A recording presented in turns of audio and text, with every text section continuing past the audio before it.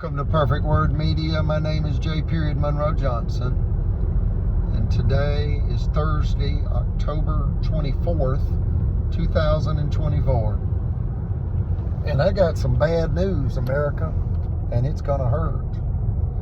Alabama's violating the Constitution again, and I'm not talking about the Alabama Constitution of 1901. Alabama's got about a half dozen constitutions, yet we go by the last one. And the founding fathers of Alabama enshrined in the Alabama Constitution of 1901, Section 35, that restrains Alabama state agents from illegally seizing personal property and violating the personal property rights of an Alabama civilian. See, tyranny knows KNOWS, N-O, restraint, unbridled cruelty, unbridled greed. It has taken over some of our leaders in Alabama and created a Nazi Germany criminal regime. It's a Nazi Germany styled criminal regime here in Alabama right now. Right here, right now.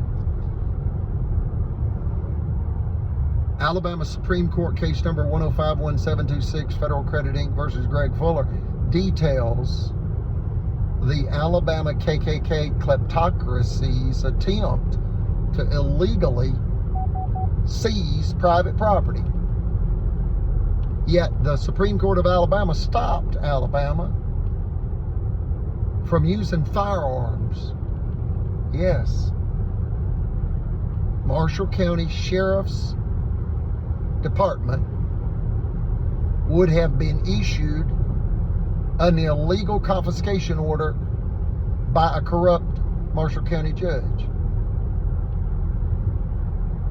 Specifically David Evans, that had signed the $5 million highly unconstitutional, utterly immoral,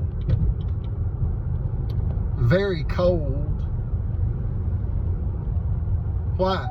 Well, it's a bank robbery by Alabama. You go, wait a minute, I thought it was a finance company. It was, and it is. You can call it a money services business, a money services business. That's what the FDIC calls it. You can call it a finance company. You can call it private business enterprise.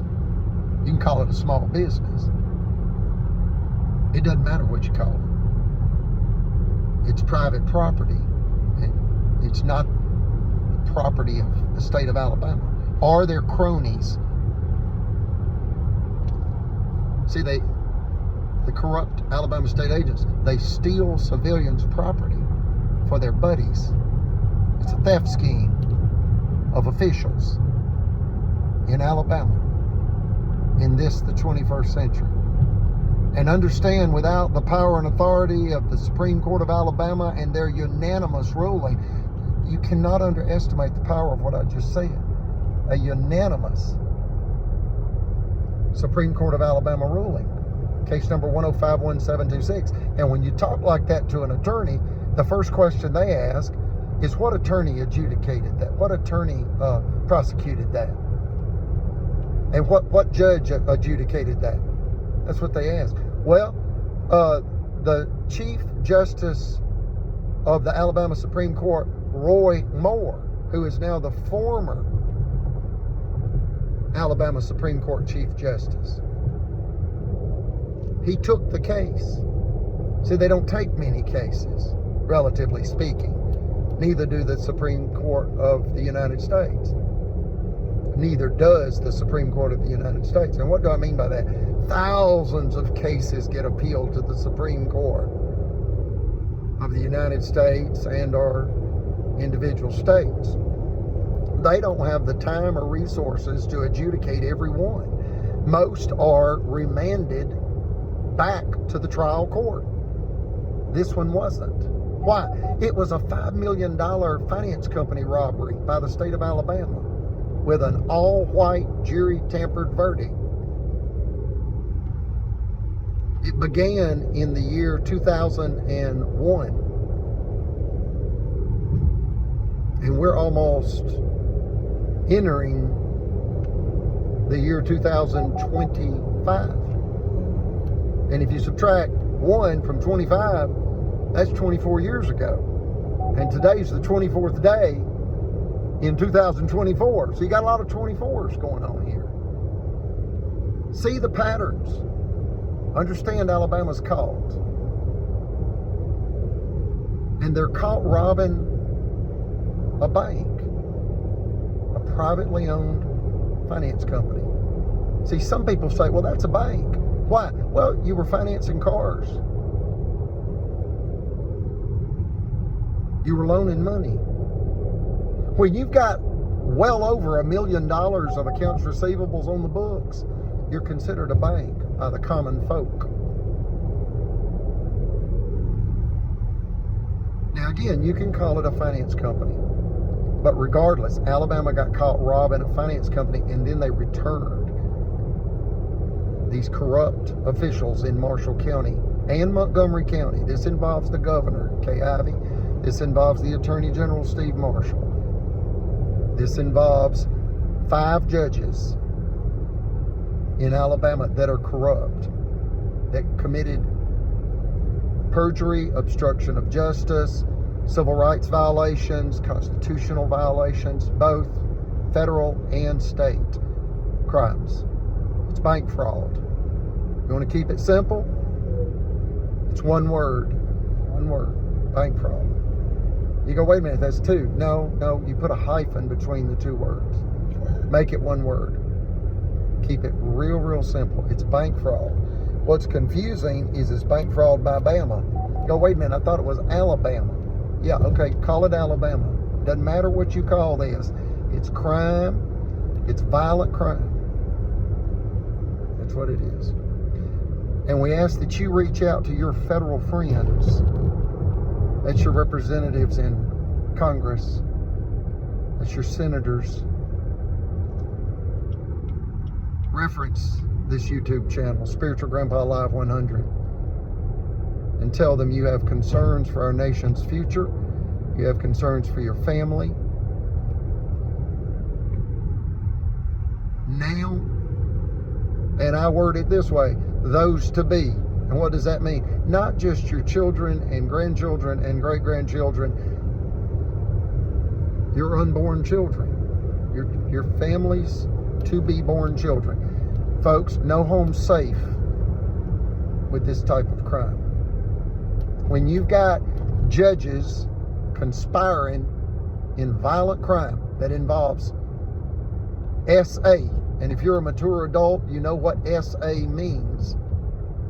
It's SE*UAL, assault. That's what SA means. This involves SA, ordered and are condoned by the state of Alabama, in a theft and revenge, $1 million plus bank fraud crime that follows a dozen other attacks in this bank fraud scheme by high-level Alabama state agents. And again, Governor Kay Ivey intentionally disregarded Brother Chappell's pleas for help, and within 90 days of his certified letter to Governor Kay Ivey, they had ended his life. The conspirators in this bank fraud. He was threatened with jail as he defended Constitution.